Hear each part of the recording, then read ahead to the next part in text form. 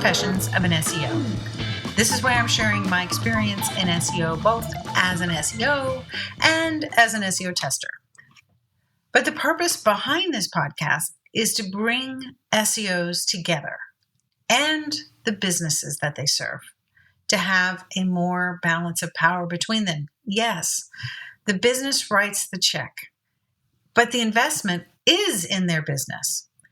And the SEO learns how to get things to rank through studying the science of how Google works. So if you're an independent or agency SEO, I definitely get you. Business owners or stakeholders, I was a local business owner of a CD and DVD duplication studio for a long time. And I understand trying to understand better. And often, the only tool we had was micromanaging and cost estimates. So my advice right now is to stay receptive. And no matter how smart you are not an SEO. Welcome to Season 3, Episode 19 of Confessions of an SEO. Well, here we are again, and welcome back. Last week's episode is still at the forefront of my mind: how to provide digital marketing services in a way that the business is happy and busy, and the agency is happy. You know, I'm talking full-on unicorns, lollipops, phone calls, and ROI. You know, if you're with me on that, feel free to write in and tell me what you like about that idea if you're an SEO. What do you like about that idea if you're a business? Are you living it? Are you dreaming about it? The email to use is confessions@americanwaymedia.com. I'd love to hear from you, because maybe if we start speaking about this in this terminology, we can literally sort of bring it into reality. No more SEO conversations, just business conversations. Mischief managed, as they say. So it's that time of year. It's the time that I regale you with SEO and business stories from higher altitudes. And at this very moment that you're listening, we're probably on the last leg of our journey to the tiny house in North Carolina. Yes, it is my pleasure and joy to provide SEO services and consulting from a tiny house in the woods for the next 6 weeks. Now, lately, people who don't know me really well, but they know me, people like my neighbors, my chiropractor, my pool service guy, have pretty much asked me all the same question when they ask me, what are we doing? And that question is usually some version of, so, are you retired? Now, it's tempting to say, no, I'm an SEO marketer, but I don't. I simply say I get to work remotely and grow businesses. And I do it so I can work in any place that has the internet. You know, post-COVID, people get that. So why don't I tell them that I do SEO, you might be asking? Well, I think as I decided, the way that I answer that question is really more for me. You know, it's the operational distinction about why I started doing this. And it's the one word, and it's the word why everybody, I think, looks to the internet, and it's freedom. I wanted location freedom. I wanted client freedom, and as you know, I still do. Customers, yes. Clients, no. I wanted to be compensated by jumping down the SEO rabbit holes and finding things that, when applied correctly, they mean not only does my customer get to send their kid to camp, but I can send myself to camp. So you see, when I get asked that question, I kind of get a little happy. I get the chance to remind myself and sort of advance, maybe, the word mindset comes to mind, that, I have been successful in creating at least the illusion of retirement from the outside. I get to work on marketing case studies. I get to turn down work projects that don't excite me. Am I making $1 million? Well, let me just say, there was a Princeton University study. They said that the happy place like where everybody kind of felt good, was right around $75,000 a year.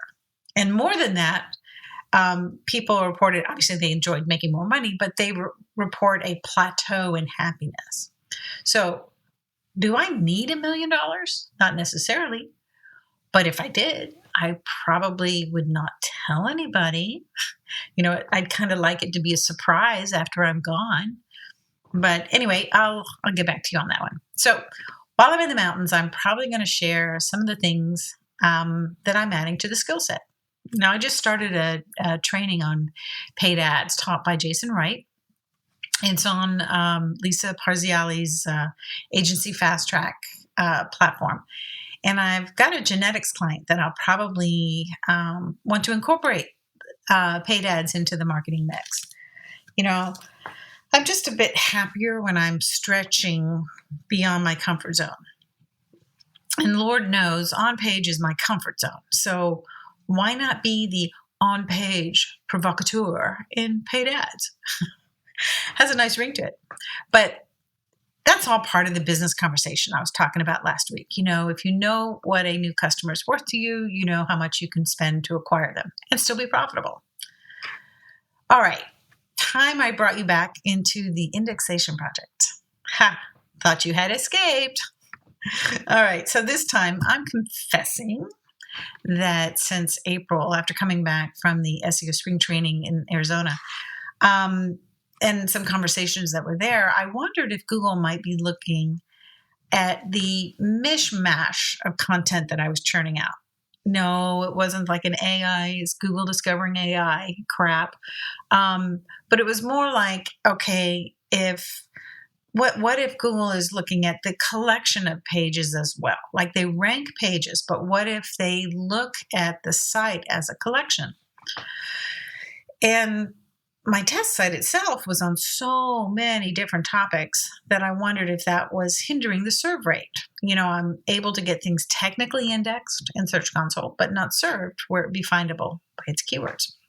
So I started with a general topic and decided I would write my content, my test pages around those different topics. Around that one topic through different little pieces, and I will say that there was a slight increase in the serving rate, not terribly great, but it wasn't until after the Google inspection tool showed up in the middle of May that things really kicked into high gear in terms of serving. Now, if you don't know what the inspection tool is, Google announced on, I want to say it was like on the 17th of May, a new set of crawlers that they're using for things like whenever we request indexation via the Search Console, or we go to the mobile friendly test on there. And I actually went into the details about it on May 30th on the crawler, No Crawl Report on YouTube. I'll put the link in the description. I don't need to go over that. If you're interested in it, you'll find it, right? So I actually think that a lot of this may be part of, or the final stages of, the long-awaited, long-delayed mobile first indexing initiative. Let me say that again. Long-delayed mobile first indexing initiative that Google has had on the dock for really a couple of years now.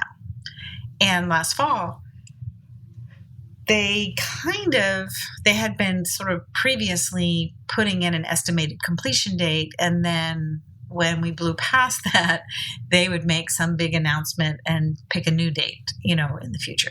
So last fall, they decided, we'll tell you when we're done. So they stopped putting a date on it. So time will tell. And in the meantime, we can play with possible explanations based on what we're seeing in the field, and perhaps come up with, what is the implication to us as site owners, as SEOs, when everybody gets, and I think what it's going to look like is all of our sites are going to become primary smartphone crawler sites, which of course is the mobile bots, hence mobile first indexing. I've said before, I think that it's probably a really funny inside joke inside Google. Well, anyway, I look forward to seeing what our topic's going to be next week on the first installment of Confessions of an SEO Mountain Edition 2023. Well, that's going to be it for today. Check out Crawl or No Crawl reports for new findings in the ongoing indexation research. Thank you to the sponsors of Confessions. Thank you for being a listener. Please come back and bring a friend. You can search for Confessions of an SEO sponsor and become a monthly sponsor of Confessions for less than a cup of cappuccino. Any of those top results will get it to where you can check it out. It's been my pleasure to be with you today, and I will see you in the SERPs.